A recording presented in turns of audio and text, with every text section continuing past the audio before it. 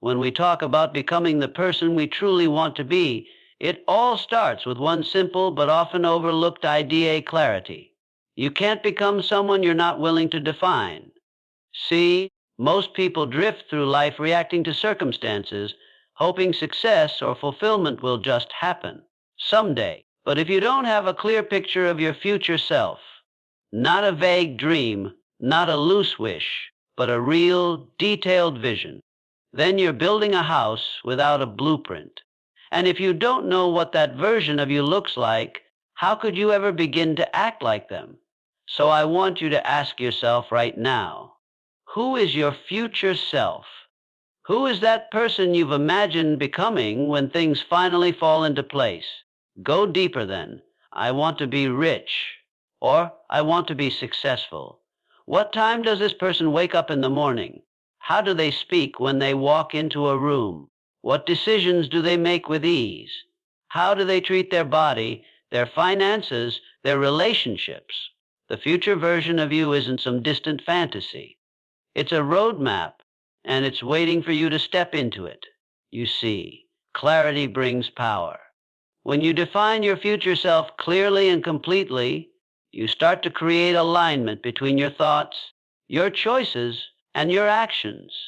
You start making decisions not from a place of who you've been, but from a place of who you're becoming. And that shift, that subtle change in perspective, is where transformation begins.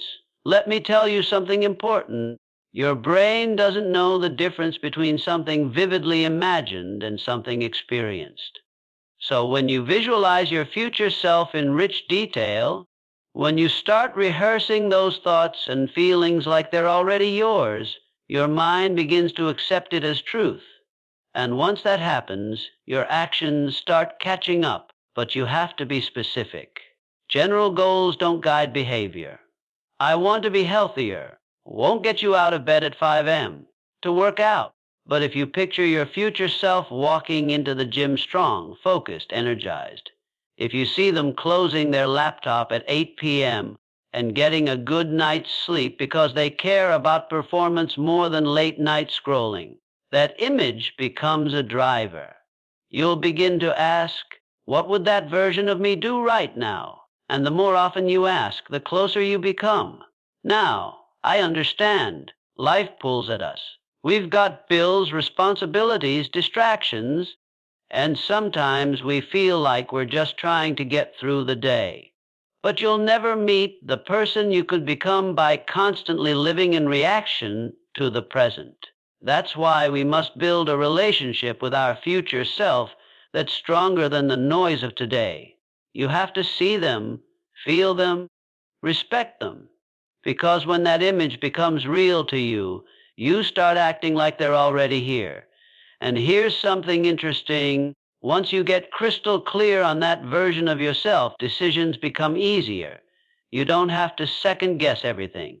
Why? Because now you have a standard. You don't choose based on temporary emotion. You choose based on alignment. Does this move me closer to the person I'm becoming? If yes, you lean in.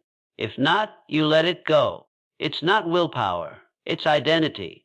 Your clarity gives you the strength to say no to what doesn't serve your future.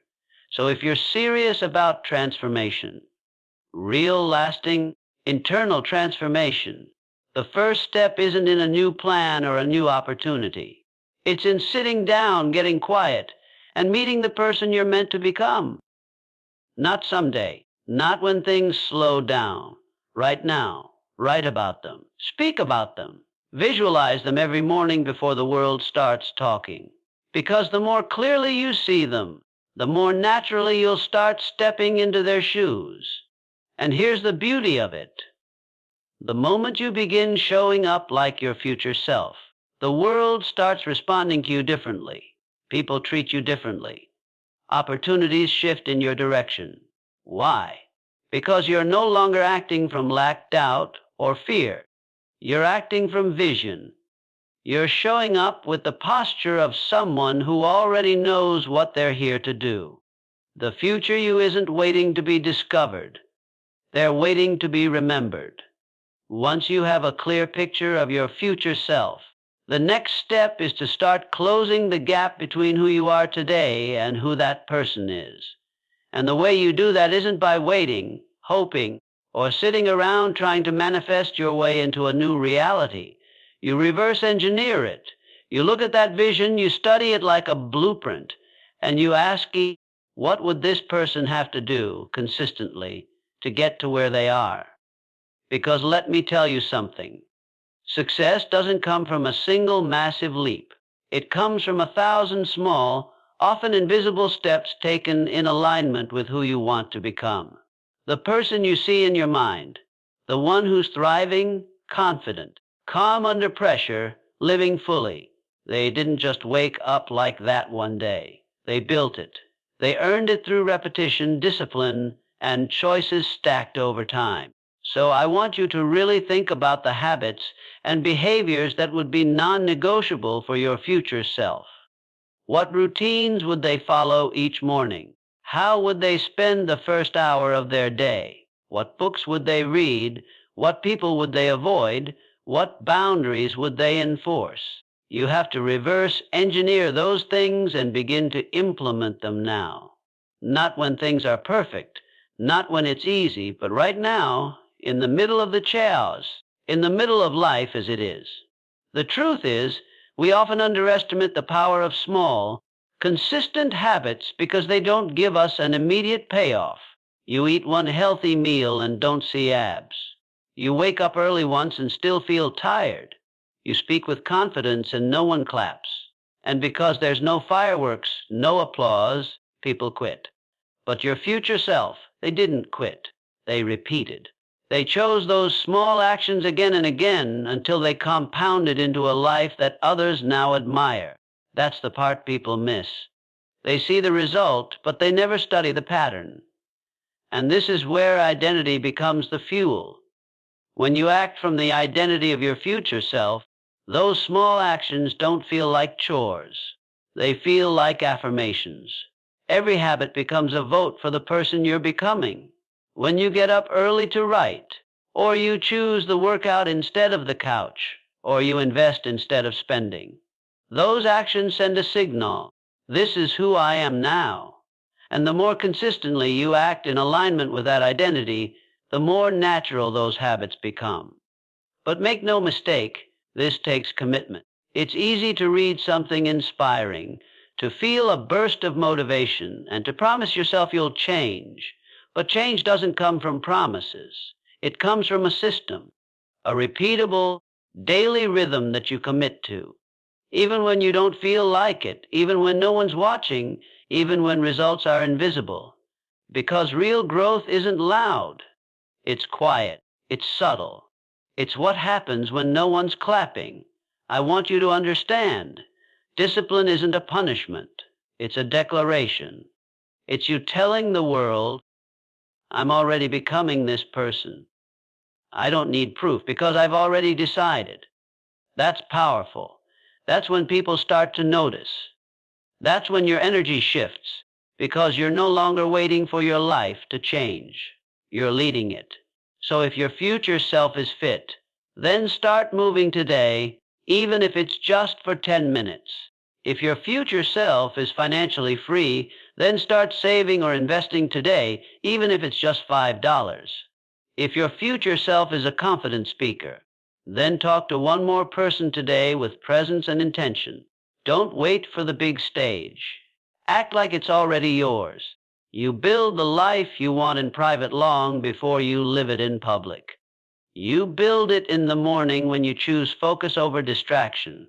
You build it at night when you choose rest over scrolling. You build it in your calendar, in your conversations, in your decisions when no one's around to see you winning. So don't overcomplicate it. Don't wait for the perfect plan. Don't obsess over whether you're doing it right. Just look at your vision and reverse engineer the actions that would have brought that vision to life, and then take one of those actions today, then tomorrow, and again the next day. Because every time you do, you're not chasing your future self. You're catching up. There's a truth that most people miss when they try to change their lives. They focus only on behavior, what they're doing, without ever touching the foundation underneath who they believe they are. And here's the hard truth. You can try to act different. You can try to hustle harder. You can even follow the best strategies in the world. But if you're still carrying the identity of the old version of you, the version that doubts, delays, avoids risk, plays small, that identity will sabotage every attempt at progress, because behavior that doesn't match belief will always feel forced. Real change isn't about stacking on more effort. It's about upgrading the source code. It's about shifting identity. You have to stop trying to change your life by effort alone and instead start changing it by becoming someone new. Not someday, not once you have results, but now by deciding. Because here's what people don't realize: identity is a choice. It's not fixed. It's not written in stone. You can choose to become the kind of person who does what your future self does, and then start thinking, speaking, and acting from that place. Let's say your future self is someone who's confident, disciplined, and financially free. Instead of trying to copy their habits from the outside in, ask yourself, what kind of person naturally lives like that? What would they believe about themselves? How would they walk into a room? How would they handle stress? When you adopt those internal beliefs first, the external actions become a reflection, not a performance. The reason this matters so much is because identity drives consistency. You can only white-knuckle your way through change for so long. Willpower will eventually run out. But when you believe, this is just who I am now, it's no longer hard to stay consistent. It feels natural. Think about someone who's healthy, not because they force it, but because they see themselves as someone who takes care of their body. Or someone who speaks powerfully, not because they memorize scripts, but because they believe their voice matters. That's identity-based behavior. And that's what lasts. Now don't get it twisted. You're not faking anything when you do this. You're not pretending to be someone you're not. You're stepping into a version of yourself that already exists within you. You're letting go of the false stories, the outdated labels, the opinions that others put on you when you were too young to know better. You're peeling back the noise to remember who you really are. Powerful, capable, resilient. The shift isn't about becoming something new. It's about releasing what you no longer need to carry. You see, we become what we repeat. So every time you act from a new identity, even in small ways, you're carving a deeper groove in your brain that says, this is me now. When you make a tough decision with courage, when you choose growth over comfort, when you speak up instead of staying silent, that's not just a win. That's a woo vote for your new identity. And every vote counts. The more you cast them, the stronger the belief becomes. Until one day you wake up and realizing the old version of you doesn't fit anymore. And not because you forced it, because I outgrew it. But here's the part most people miss on. You have to speak to yourself from this new identity, even when your circumstances haven't caught up yet. You have to say, I'm already the kind of person who follows through. Even if your track record says otherwise, you have to say, I'm a disciplined person. Even if yesterday you skipped the workout. Why? Because you're not reinforcing who you've been. You're building who you're becoming. Your words matter. Your inner dialogue matters. You cannot create a new life with the same tired self-talk that kept you small. And don't wait for others to validate this shift. Don't wait for applause. Don't wait for the world to catch up before you own who you are. That's not leadership. That's permission seeking. You lead yourself first. You decide first. And the world eventually reflects what you consistently show it. So here's the invitation. Don't just try to change what you do. Change how you see yourself. Let your actions come from a new place. Not from pressure, not from shame, but from alignment. From a deeper truth about who you are and who you've decided to be. Because the moment you shift your identity, everything else starts to follow. One of the most powerful things you can ever do for yourself is to stop waiting. Stop waiting for the results to show up. Stop waiting to feel ready. Stop waiting for someone to hand you the green light and say, okay, now you're allowed to act like the person you want to become. You have to flip the whole game and realize this. If you want to become your future self, you have to act as if you already are. Right now, without apology, without hesitation, without needing confirmation. This isn't about faking it. It's about living in alignment with a future that already exists inside you. It's about walking through your day with the energy, the mindset, the decisions of someone who's already arrived. Even if your current circumstances haven't caught up yet, the world responds to who you are being, not just what you're doing. And when you start carrying yourself like someone who's already there, people feel it. Opportunities start to match your frequency. You become magnetic, not because you're louder or more aggressive, but because your internal world is congruent with where you're going. But here's what stops most people. They say, well, I'll act more confident once I get the promotion. Or, I'll start taking myself seriously once I lose the weight. They want to feel secure before they show up secure. They want to see the money before they manage it like someone who's financially free. And what they don't realize is they're delaying everything they say they want, simply because they're waiting for permission to become who they already have the potential to be. Let me tell you something real. Emotion follows motion. Confidence doesn't show up before the action. It shows up, because of the action. The energy, the belief, the momentum you're searching for will meet you, after you've made the move, not before. So if you want to be the kind of person who walks into a room and commands presence, you don't wait until people notice you. You walk in with the energy of someone who already knows they belong. And guess what? Eventually, people will treat you that way too. It's the same with every area of your life. You want to be wealthy. Start managing the money you have now with intention and respect. You want to be in a healthy relationship. Start showing up in your life with the love, clarity, and honesty that you'd bring into that future partnership. You want to be a leader. Start leading your own life. Stop waiting to be chosen. Choose yourself. Acting as if isn't some surface level trick. It's a discipline. It's a mindset. It's a decision to stop playing by the rules of your past and start creating from the standards of your future. It means you show up with posture even when you feel small. It means you speak with vision even when the room hasn't caught on yet. It means you trust your direction even when the evidence isn't visible yet, because it will be.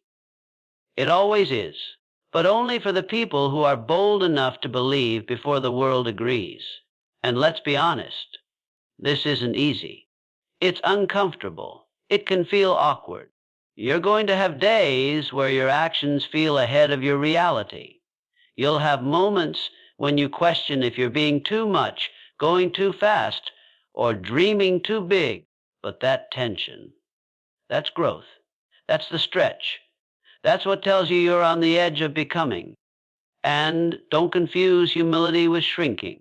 Don't play small so that others can feel safe. Don't water yourself down because your future self makes people uncomfortable. You don't owe anyone an explanation for stepping into the life you've earned in your mind long before the world sees it in real time. You owe it to yourself to walk in it whole, not someday, next month. So I want you to think about one area of your life where you've been holding back. One place where you've been waiting for permission, waiting to feel qualified, waiting for everything to be in place. And I want you to challenge that. I want you to decide today, how would my future self show up here? What would they say? What decision would they make? What energy would they bring into this moment? Then do it. Not perfectly, but powerfully. Because when you start acting like your future self, before the evidence appears. That's when the shift happens. That's when life starts catching up to the version of you that's already leading from the front. There's a part of this transformation that people rarely talk about, but it's one of the most important. It's not just about mindset or habits or motivation. It's about environment. You can have the clearest vision, the strongest intention, the most detailed plan, but if your environment doesn't support the version of you're trying to become, you'll keep getting pulled back into old patterns. Your surroundings either reinforce your evolution or they quietly sabotage it. Look around your life right now. The space you wake up in, the people you spend time with, the conversations you're having, even the content you're feeding your mind. Every one of those things is either shaping you into your future self or anchoring you to your past. And most people are stuck, not because they're lazy or unmotivated, but because they're living in an environment that constantly reminds them of who they used to be.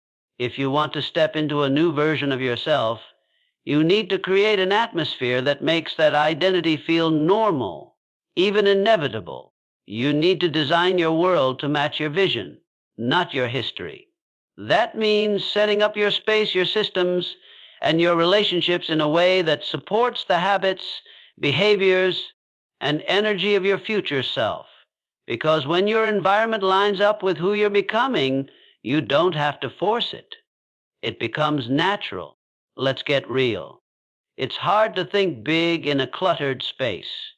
It's hard to feel powerful when you're surrounded by reminders of indecision. It's hard to evolve when every conversation around you is rooted in gossip, complaints, or fear. So ask yourself honestly, does my environment reflect where I'm going? Or is it a shrine to who I've been? You don't need $1 million to upgrade your environment. You don't need permission to set new boundaries or to change the tone of your conversations. Sometimes it's as simple as rearranging your space, removing distractions, or starting your morning with music that lifts your energy. Sometimes it's deciding you're no longer available for certain discussions that drain you. Other times, it's looking at your circle and asking, do these people pull me forward? Or do they pull me down? And don't forget, your internal environment matters just as much as the external. The words you speak to yourself every day, the labels you use, the tone you use when you talk to yourself, those shape your identity more than any vision board ever will. If your inner dialogue is rooted in doubt, fear, or shame, no amount of action will ever feel like enough. You have to start speaking to yourself with the same certainty you'd expect from your future self. What would happen if every time you slipped up, instead of beating yourself down, you said, "That's not like me. I know who I am." What if your language didn't echo your limitations, but reinforced your growth? What if your self-talk became a daily rehearsal for the identity you've already claimed? That's the kind of shift that rewires your beliefs at the root. Now, some people are going to misunderstand this. They're going to say, "You've changed." They'll say, "You're acting different." And you know what? They're right. You have changed. You are acting different, because staying the same isn't your goal. Evolution is, growth is, alignment is. And if someone can't accept that, they were never meant to walk with you where you're headed. This isn't about being better than anyone. It's about being better for yourself. It's about honoring the future you've seen, the one that's calling you to rise, to clean things up, to elevate your standards, and to show up differently. And sometimes that means having hard conversations. Sometimes that means stepping back from people you love so you can build the strength to lead instead of follow. Sometimes that means sitting in silence so you can hear your own truth again. Your environment should whisper, "You belong here," not to your past, but to your potential. And if it doesn't, it's your job to change it. One shelf at a time, one habit at a time, one boundary at a time. because this isn't about perfection. It's about alignment. And the more you align your surroundings, the easier it becomes to stay in integrity with your future self. So start where you are, adjust what you can, and know that every shift you make, no matter how small, is one more step in the direction of the life that's already waiting for you to walk into it. There's this idea we've been sold that we need to feel ready before we take action, that motivation is supposed to come first, that confidence somehow shows up before courage. And because of that belief, most people sit on the sidelines of their own life, waiting for the right energy, the right mood, the right moment. But the truth is, emotion doesn't lead action. Action leads emotion. Think about it. Have you ever had a day where you didn't feel like doing something? Maybe the gym, maybe a tough phone call, maybe a creative project. But once you started, once you pushed through those first few minutes, the energy kicked in. That's not magic. That's momentum. Action creates clarity. Action builds confidence. Action fuels emotion. And it starts with a choice. Your future self isn't some hyper-motivated, always inspired, perfectly organized version of you. No. They're someone who learned how to move even when the emotions weren't fully on board. They don't wait to feel like it. They decide. They show up. They create momentum first and let the feelings follow. That's what separates the ones who live in cycles from the ones who create real breakthroughs. See, people stuck in cycles keep waiting for the right feeling to trigger the right action. But when you flip it, when you act in spite of your feelings, you create new emotional patterns. You teach your nervous system. We don't need to feel perfect to move. We just need to move. And I get it. It's uncomfortable. You don't always feel like being bold. You don't always feel like doing the hard thing, especially when no one's watching. But that's the key. You build the future by doing things most people are unwilling to dog, acting from decision, not from mood. When you look at the people who are truly living in alignment with their vision, what you're seeing isn't just discipline, it's emotional leadership. They don't let their temporary feelings dictate permanent outcomes. They understand that emotion is a passenger, not the driver. And the moment they feel resistance, they don't retreat, they lean in, because that resistance is a signal that they're on the edge of growth. Now, let's be honest. You won't always feel strong. You won't always feel focused. But you can still act with strength. You can still make clear decisions. You can still take one small move toward your vision, even when everything in you wants to pull back. That's where the shift happens. When you stop negotiating with your lesser self and start honoring your greater one. It could be as simple as choosing to get up when your alarm goes off. Not because you feel energized, but because the person you're becoming doesn't snooze their purpose. It could be having a tough conversation, not because you're confident in the moment, but because you know growth requires truth. Or maybe it's putting yourself out there, applying, posting, creating, initiating. Even if fear is screaming in the background, you do it not because fear is gone, but because it no longer runs the show. And each time you do, you stack something powerful, emotional proof. You begin collecting evidence that says, I can move even when I don't feel like it. That kind of self-trust, that's unshakable. Because now you're not relying on mood swings to build your life. You've trained your body, your mind, and your spirit to move first, and trust that the emotion will follow your lead. Let me tell you something real. Your feelings are valid, but they're not always reliable. They're shaped by old patterns, by past experiences, by stories you didn't even choose to believe. And if you let those feelings run your life, you'll always end up repeating what's familiar instead of creating what's possible. The antidote to that is action. Aligned, deliberate, grounded action. From the place of who you've decided to be, not who you've been. So stop asking yourself how you feel before you move. Start asking yourself, what would my future self do right now? Then do that. Not because you're pretending, but because you're practicing. And with each rep, you build the emotional state you thought you had to wait for. Confidence, it's built through courageous action. Motivation, it rises from movement. Clarity, it's found on the path, not at the starting line. You don't need to feel ready. You need to decide. And when you act first, everything else catches up.